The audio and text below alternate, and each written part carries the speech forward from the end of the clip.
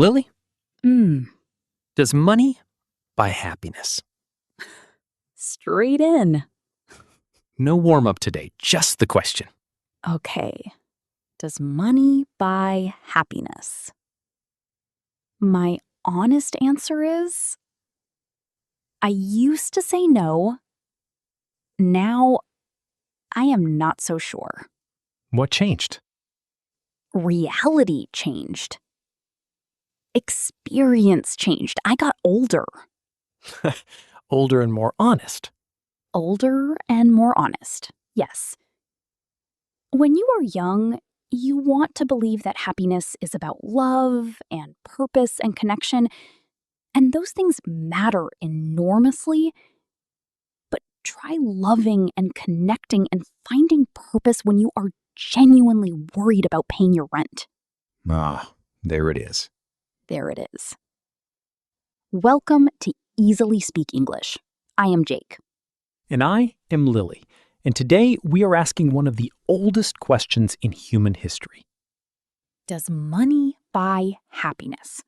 A question philosophers have debated for centuries. A question most of us have lived through in some version. And today, we are not giving you the polished answer. We are giving you the honest one. The one with complexity inside it. The one that changes depending on your life, your circumstances, your moment. We post new episodes every single day on Easily Speak English. Come back tomorrow. We are always here.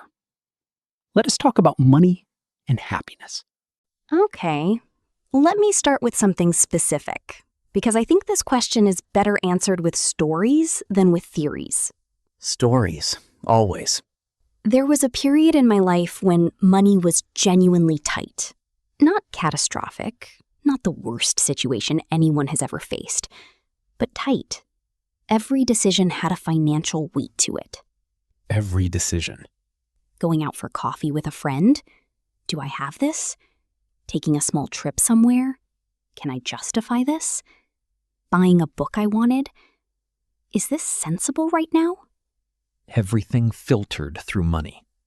Everything filtered through money. And that filtering, that constant quiet calculation, it is exhausting in a way that is very hard to explain to someone who has not experienced it. It sits in the background, like a noise you cannot switch off. Like a noise you cannot switch off, yes. And happiness, real settled happiness, it is very difficult to access when that noise is always there. So your answer is yes. Money buys happiness. My answer is the absence of money makes happiness harder to reach, which is not quite the same thing. Not quite the same, but close. Close, yes. Listeners, before we go further, write in the comments, what is your experience? Has money ever affected your happiness? Positively or negatively? Even one sentence in English. We read every single comment, every single day. Let me push back a little. Not because I disagree about financial stress. That is real, and I will not argue with it. Good, because it is very real. But the question is not, does financial stress cause unhappiness? That is almost certainly yes. The question is, does more money create more happiness? And there is a difference. Explain the difference. Okay, think of it like this. Below a certain point, not having enough money causes real suffering, real limitation, real stress. Removing that suffering, getting to enough, that creates a significant increase in well-being. Well-being, overall health and happiness, not just physical health, emotional and mental health too. Yes, getting from not enough to enough, that is transformative. That is a real and measurable change in how happy someone can be. I completely agree. But above that level, above enough, does more money continue to create more happiness? And what is your answer?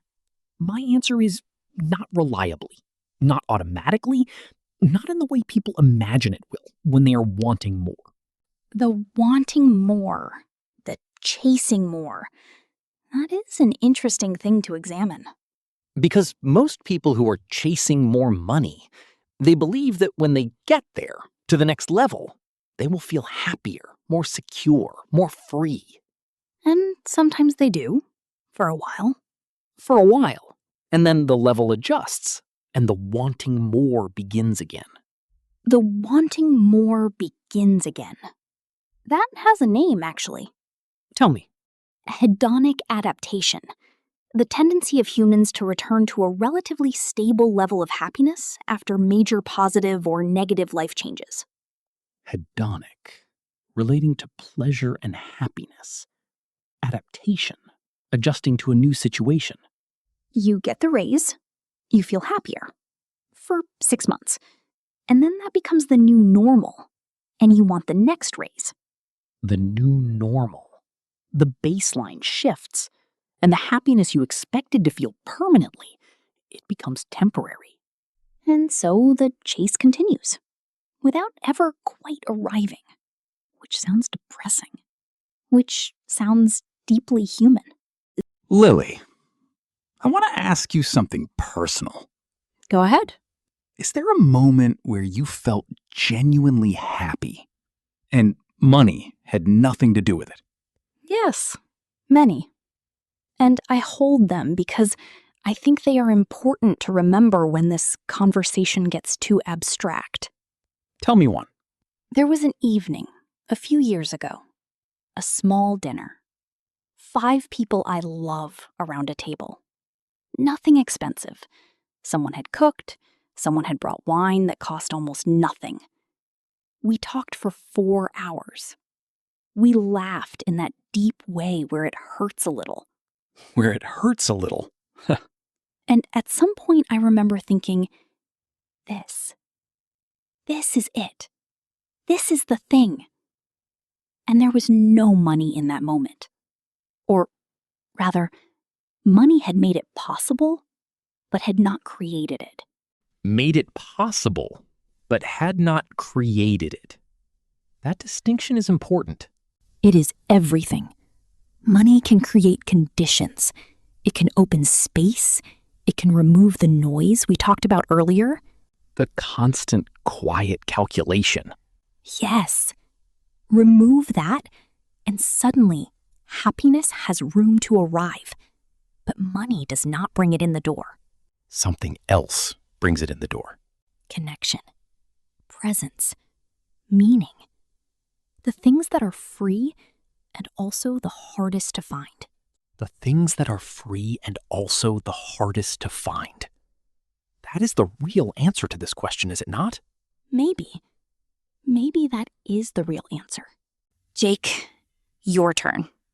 Tell me about a time when money genuinely made you happier. Okay. Genuinely, not theoretically. Genuinely. There was a time I had been stressed about something financial for months. A bill, a debt, something I had been carrying. And then I dealt with it. I paid it. It was gone. And I walked out onto the street and the whole world looked different. The colors were brighter somehow. I am not exaggerating. I believe you completely.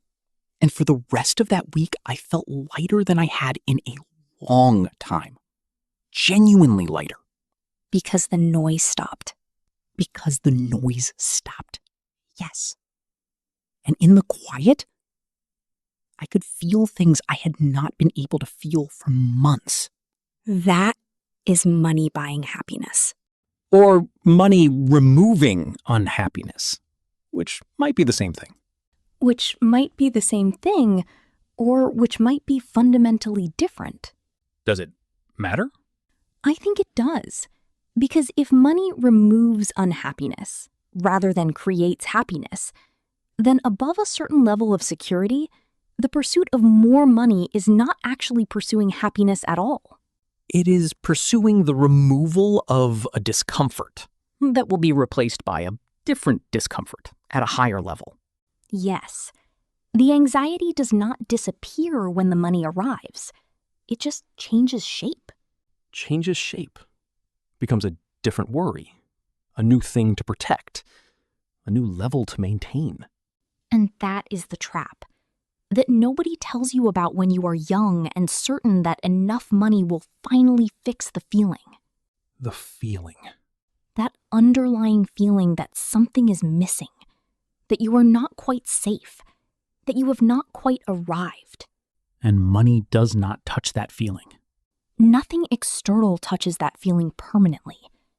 That is the uncomfortable truth at the center of this whole question. Okay, let me bring in something I find genuinely interesting here. Go ahead. The way people spend money matters as much as how much they have. Oh, yes. Say more. There is research, and I find this genuinely compelling, that shows spending money on experiences makes people happier than spending money on things. Experiences versus things. A holiday versus a new television. Dinner with someone you love versus a new piece of clothing.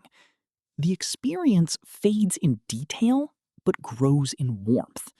The thing fades in pleasure, but stays in the cupboard. Stays in the cupboard.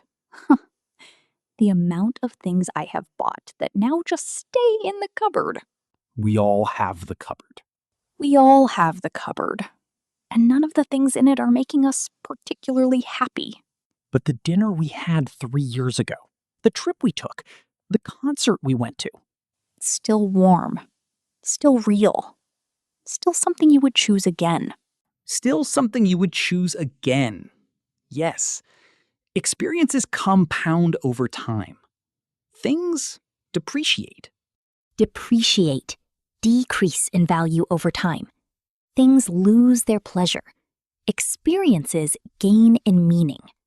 And so even the way you use money, if you have it, affects whether it creates happiness or not. It is not just about having money. It is about the relationship you have with money. The relationship you have with it. Whether you use it consciously or automatically. Whether you spend it in alignment with what actually matters to you. Alignment, meaning your spending matches your values. What you spend money on reflects what you actually care about. And most people's spending does not align with their values. Most people spend on comfort and convenience and things, and then wonder why the happiness does not come. Listeners, here is something to think about. In the last month, what did you spend money on that made you genuinely happy? Not just satisfied, genuinely happy. Write it in the comments, in English. We are curious. Let me say something that might be unpopular. Say it. I think the idea that money cannot buy happiness is sometimes used by people who have enough money to be comfortable. Say more. When someone who has enough says money cannot buy happiness, they may genuinely believe it, and in their experience it may be true, but they are speaking from the other side of enough. From security. From security, yes. And for someone who is not yet at enough, hearing money cannot buy happiness can feel dismissive, can feel like their very real suffering is being minimized. Minimized. Made to seem less important or less serious than it actually is. And that is not fair. That is not honest. So the honest answer depends on where you are standing. The honest answer always depends on where you are standing. Below enough, money can significantly increase happiness because it removes real suffering. Above enough, money has diminishing returns on happiness. Other things matter more. Diminishing returns. Getting less benefit from something as you get more of it. The first 10,000 matters enormously. The million beyond the first million matters much less than people expect. And most people cannot feel that from the outside. They can only feel it from the inside, after they arrive. After they arrive. Yes. So the question, does money buy happiness, has at least two honest answers, and they depend on which side of enough you are on. Which is more nuanced than the question allows for. Most important questions are. Word tour. Today, we explored one of the biggest questions anyone can ask, And along the way, we found 8 words that are genuinely useful for talking about money, happiness, and life. As always on Easily Speak English, we go slowly and we go deeply. Fewer words, more understanding. Filtered through. Well-being. Hedonic adaptation. Baseline. Depreciate. Alignment. Minimized. Diminishing returns. First, filtered through. Say it. Filtered through. Filtered through. Filtered through means that something passes through a particular lens or condition before it reaches you. Everything is seen or experienced through that thing. Every decision was filtered through money, meaning every decision had to pass through the question of money before I could make it. Or, my whole experience of that week was filtered through anxiety, meaning anxiety colored and shaped everything I felt. Filtered through suggests the thing is always present, always affecting, like a filter on a camera that changes the color of everything. Next, well-being. Well-being. Well-being. Well-being means overall health and happiness, not just physical, but emotional, mental, and social health too. Financial security contributes significantly to well-being, meaning it adds to overall health and happiness in a real and measurable way. Or, I have been prioritizing my well-being lately, meaning I am paying attention to my overall health across all dimensions. Well-being is a bigger word than happiness. It includes all the conditions that allow happiness to exist. Next, hedonic adaptation. Hedonic adaptation. Hedonic adaptation. Hedonic means relating to pleasure and happiness. Adaptation means adjusting to a new situation. Together, hedonic adaptation is the human tendency to return to a stable level of happiness after positive or negative changes. You get something good, you feel happier. Over time, that becomes normal, and your happiness returns to its baseline. Baseline, the normal starting level, the default position. Which connects to our next word, baseline. Baseline. Baseline. A baseline is the normal or starting level of something, the default, what things return to. My happiness baseline is actually pretty high, meaning my default level of happiness is already quite good. Or, stress has raised my baseline anxiety, meaning anxious has become my normal starting state. Understanding your own baseline is a kind of self-knowledge. It tells you what you were working with. Next, depreciate. Depreciate. Depreciate. Depreciate means to decrease in value over time. Cars depreciate, technology depreciates, physical things tend to depreciate. And the pleasure of things also depreciates. The new television feels exciting for a week. Then it is just the television. But experiences do not depreciate in the same way. They often gain in warmth and meaning. So things depreciate. Experiences appreciate. Appreciate means increase in value. Next, alignment. Alignment. Alignment. Alignment means being in line with. Your spending is in alignment with your values when what you spend money on reflects what you actually care about. I am trying to live in better alignment with my values, meaning I want my choices to match what actually matters to me. Or, there is a misalignment between what I say I value and how I actually spend my time and money. Misalignment is the gap between who you think you are and how you actually behave. Most people have some misalignment.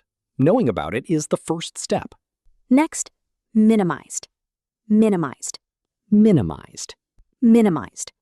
Minimized means made to seem less important or less serious than it actually is. She felt her experience was being minimized, meaning people were treating what she went through as less significant than it really was. Or, I do not want to minimize your difficulty, meaning I want to acknowledge how hard this genuinely is.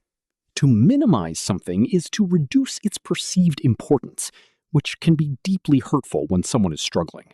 Last, diminishing returns. Diminishing returns. Diminishing returns. Diminishing returns means getting less benefit from something as you get more of it. Originally from economics, but it applies to almost everything in life. The first cup of coffee? Wonderful. The fourth cup? Not adding much. Very relatable example. The first million matters more than the second million. Not because the second million is not real, but because the things it can change are fewer. The most impactful changes have already been made. And so more money, beyond a certain point, has diminishing returns on happiness. More effort, but less added joy. Jake, final question. Yes. Are you happy? That is the question, is it not? It always was. Honestly, yes. More than I have been at other points. And some of that is money. Being more stable than I was. Not having the noise. And a lot of it has nothing to do with money. What is a lot of it? Knowing myself better. Having people around me who I trust. Doing work that feels like it matters. This conversation. These episodes. So your happiness is mixed? My happiness is very human, complicated and conditional and real. And yes, some of it was bought, and some of it was found, and some of it was made from nothing. Made from nothing. Made from nothing. Which might be the best kind. Listeners, does money buy happiness? What is your honest answer? Not the polished one, the honest one. Write it in the comments in English. Tell us your experience, your story, your truth. We are here and we are listening. We always are. Thank you for spending this time with us today on Easily Speak English. Please give this video a like if it made you think about something differently. Share it with someone who is chasing something and might need to hear this. Subscribe for a new episode every single day. Take care of yourselves. And take care of your English. See you tomorrow. Bye.